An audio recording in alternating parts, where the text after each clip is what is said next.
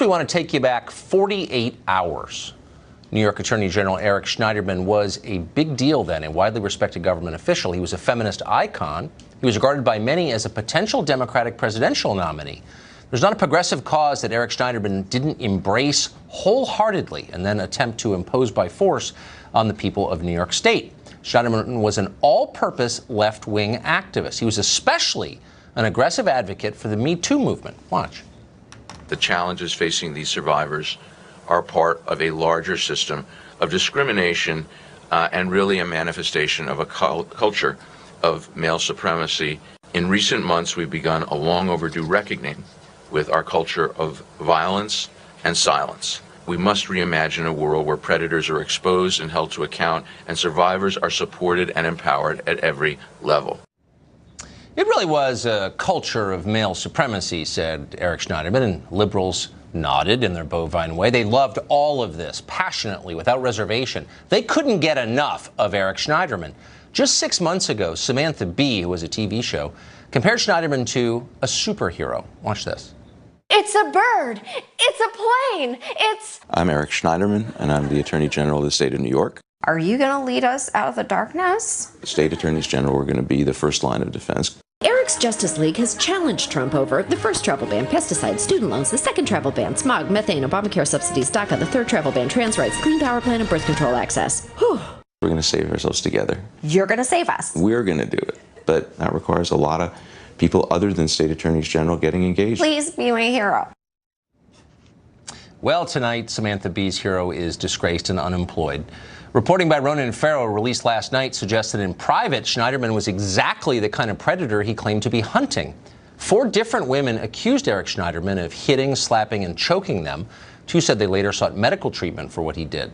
Some allege that Schneiderman made death threats against them. One says he threatened to have her followed or her phone tapped. One former girlfriend, who is Sri Lankan, told reporters that Schneiderman, quote, started calling me his brown slave and demanding that I repeat that I was his property. Schneiderman's many friends on the left didn't stick around long once the New Yorker piece came out last night. After pausing to make certain that Schneiderman's career was really dead, former allies have come out to denounce him and say how horrified and shocked they are by the allegations. They can't believe it. Please. As with Harvey Weinstein, a lot of people knew Schneiderman was not at all what he pretended to be. There were plenty of signs of that, some public, and some people said so out loud, including Donald Trump in a famous tweet 5 years ago. But the left stuck with Eric Schneiderman anyway until the last possible moment, as they always do when political majorities are at stake. They'll put up with anything for the sake of power. Principle be damned. Consider this detail from the Farrow piece. Quote, after the former girlfriend ended the relationship with Schneiderman, she told several friends about the abuse. A number of them advised her to keep the story to herself, arguing that Schneiderman was too valuable a politician for the Democrats to lose. If you can even imagine. And of course you can't imagine, because once again, like the obedient little robots they are, self-described champions of women fell into line to protect an abuser of women, just as they did with Ted Kennedy and Bill Clinton and countless others. Hypocritical? Of course it is. Is it surprising? No. These are the same people who fly their private jets to global warming conferences, the ones who bring armed guards to anti-gun rallies. These are the people you see on television lecturing you about diversity from the safety of their gated neighborhoods that look like 1950s America. Are you really shocked that they covered for a violent abuser who became famous for denouncing domestic violence? Probably not. It's a familiar script. Tomorrow, bet money on it, they'll be blaming Schneiderman's abuse on high school-educated men in flyover country. It's their fault. Toxic masculinity. It's a nationwide problem. That'll happen. But before it does, let's be sure to get to the bottom of this particular story. Who knew about what Eric Schneiderman was doing, about what kind of man he was? Did New York Governor Andrew Cuomo know? How about New York Mayor Bill de Blasio? Or how about Senator and self-proclaimed Me Too leader Kirsten Gillibrand? All of them supported Schneiderman for years, just as they supported Bill Clinton and Teddy Kennedy and Harvey Weinstein. They've gotten a pass for all of that. This time it's worth getting to the bottom of their complicity in this, if any. Tammy Bruce is a radio show host in New York City. She's thought a lot about this, and she joins us now. Hey there. Hey, Tammy. So how long before Eric Schneiderman's alleged abuses become the abuse of all men? This is really a macro problem. Shouldn't we pause before we shift responsibility to everyone and ask who knew about this specific guy? Yes, I mean, look, this is still, it's sinking in. It is so horrific. It's one thing to be arguing about sexual harassment and treating women badly or unequally in the workplace. That's bad enough. Yeah. These are stories of physical violence, of domestic violence, which has not been dealt with a great deal when it comes to the Me Too movement. And a man who was law enforcement, I mean, the Attorney General of the state. Right. And it's an extraordinary dynamic. And we know that these issues transcend politics and parties. But what's fascinating here is that these are men, whether it's Harvey Weinstein or Bill Clinton or the Kennedys or now this man, who wrapped themselves in the cloak of the Me Too movement, of feminism, who said that they were the champions for women, and ended up being the man that they were warning everyone about. And the problem is, as you mentioned in the Ronan story, is that for women on the left, liberal women, have been told and effectively conditioned that you've got to effectively give up yourself in a way in order to be able to help the movement or help the liberal narrative. That ironically, these women were told by their friends or even decided themselves in one case that they would put up with this because he was too important. That the argument that we want to fight to protect women, that we are going to protect a man who is violent toward them. There's got to be, this is one thing to expose them, but liberal women have to ask themselves, what other lies have we been told? What other things have we been told how to behave, or what we should sacrifice ourselves for? And here's the other revelation here, Tucker. Schneiderman expected, in some ways, we believe, to be part of Hillary Clinton's administration. Weinstein, in some reports, of course, was her best friend and very close to her. The thing that has made all of this possible to come out, besides Ronan Farrow's great reporting and other individuals as well, like Jane Meyer in this report, is the fact that Hillary Clinton lost. If she had won, all of these people would have been still protected, and they would have still been victimizing women in many industries, but certainly this upper crust of the liberal framework with men and the women that have protected them would have continued to victimize women.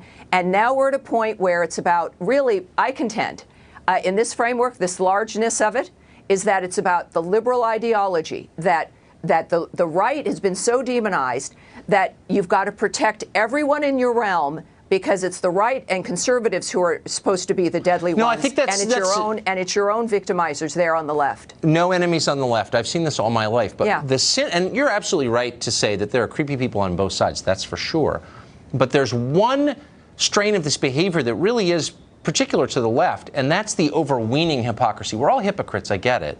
But the idea that the guy who's telling you can't have a wood stove because of its carbon emissions is flying in a private jet, or the person who says you can't have a gun has an armed bodyguard, or the Me Too activist is beating up women, normal people wouldn't be that hypocritical without hating them. Like, normal people couldn't do that. They'd be like, you know what, I'm going to pick another issue. I know I'm beating up women, so I'm not going to be like the Me Too spokesman. But liberals do that again and again. Why? What's that about? I would contend that they don't believe in the issues. Any more than Barack Obama cared about your health care or getting rid of nuclear weapons or ISIS. These are mechanisms for their own power. They use them. And on the left, you get protected because you've already convinced everyone else that you're not the enemy. So I don't believe it's hypocrisy, because to be a hypocrite, I suppose you have to kind of sort of believe in the issue and then do the opposite. They don't really believe in it. And this is our problem, and that's the liberal problem now, is that has this just been a game? Does no one believe in the issues? And for the women that have believed in it, let this at least hopefully maybe be a crack. You want a broken glass ceiling? It is only happening because Hillary Clinton lost, and now there's a chance for liberals to be honest. And maybe it's the Kanye West theory. Maybe they can have freer minds, which will lead to safer lives and genuine independence, which is what liberals and conservatives, all Americans, genuinely want together. We can stop alienating ourselves from each other and come together for the things that we have in common. I've said it before, you're a very deep person. Tammy, thank you for that. Thank you, Tucker. Great. I appreciate it. In public, Eric Schneiderman expressed particular horror at the allegations that Harvey Weinstein coerced women with threats to keep them silent. Here's a selection. Women were coerced into facilitating Harvey Weinstein's misconduct. Sometimes they were targets themselves. If they refused, they were threatened with insults. Their careers were threatened. They were threatened with physical intimidation and violence. The conduct really was shocking. We have never seen anything as despicable as what we've seen here. Wouldn't you hate yourself if you were him? I mean, really, as you were saying that? Now, of course, we have allegations that Schneiderman did exactly the same thing, and other members of the New York political establishment may have covered for him. New York Governor Andrew Cuomo says that Schneiderman's fall shows that nobody is above the law. Right. This nation has a chronic, disturbing, disgusting behavior of sexual harassment against women. If it's the President of the United States, if it's the Attorney General of New York, nobody is above the law. Did you get that? It's not my close political ally and friend Eric Schneiderman has a problem with abusing women, for which he resigned yesterday. It's America has the problem. You are the problem, not Eric Schneiderman. That guy shot up a school, but the fact that you have a shotgun in your closet is the real problem. We're all at fault here. Right. Okay. Joining us now. Sorry, I lost control. One of our favorite people, associate editor at the Washington Times, Larry O'Connor, joins us on set. So that is a tell right there. That they're going to leverage the Eric Schneiderman story, not to give rest of us like reason to examine what they're actually doing. Yeah. But to turn it around on the rest of us. For Andrew Cuomo to actually see this as an opportunity to attack Donald Trump is beyond despicable and politically crass. And you're right, we can't even go 24 hours to maybe examine this exact charge before we then make it about our culture and men in general and all of these things. I think to riff off of something Tammy was saying, and you're right, it was so deep and smart, I feel like the progressive left thinks they have a get-out-of-jail-free card when it comes to treatment of women. As long as they support the right of women to abort unborn children, everything else, all bets are off. You can do whatever you want. And frankly, you know, over the last several decades, they've learned that lesson properly because the women's organizations, National Organization of Women, NARAL, Planned Parenthood, they've practiced that, what they preach, frankly. Ted Kennedy killed a woman, an adult woman in her 20s called Mary Jo Kopechne in 1969, and upon his death, he was celebrated as a feminist hero. That's right. So you're absolutely right. It's all about that. But what I just find amazing is that we never stop to ask the obvious questions when it's someone on the left. It's like, how did this happen? Did no one know that this guy was a creep? I've gotten 5 calls today from people, not with hard evidence, but saying, yeah, I mean, this was kind of widely known. There's something really wrong with Eric Schneiderman. Do you really think Cuomo didn't know? I can't imagine. He's a close political ally. They share offices in Albany, right, in the Capitol building. And he's been a huge supporter of his. You're right, he was on his route to be the next governor, if not a candidate for president of the United States. And we saw this after Harvey Weinstein. Remember, in Hollywood, suddenly it was an open secret. Oh, well, we all knew about it. We all knew about it as if, what, that's okay? As if we can just move on. But comparing it to Harvey Weinstein for a moment, you know, the other thing that's very disturbing about this is that these victims were afraid that Schneiderman would use the power of his office against them, to tap their phones, to imagine Harvey Weinstein with the power of the state behind him, with the power of police investigation to go after an innocent human being, someone that is being victimized by Harvey Weinstein. That's terrifying. And I'm old enough to remember when the left actually pretended as though they were afraid of the surveillance state, that they actually didn't want the government to have that kind of because power. they didn't have power then, and they actually did a nice job brushing back the surveillance state, but now, of course, they endorse it. Larry, that was great. Thanks, Great to see you. Thank you.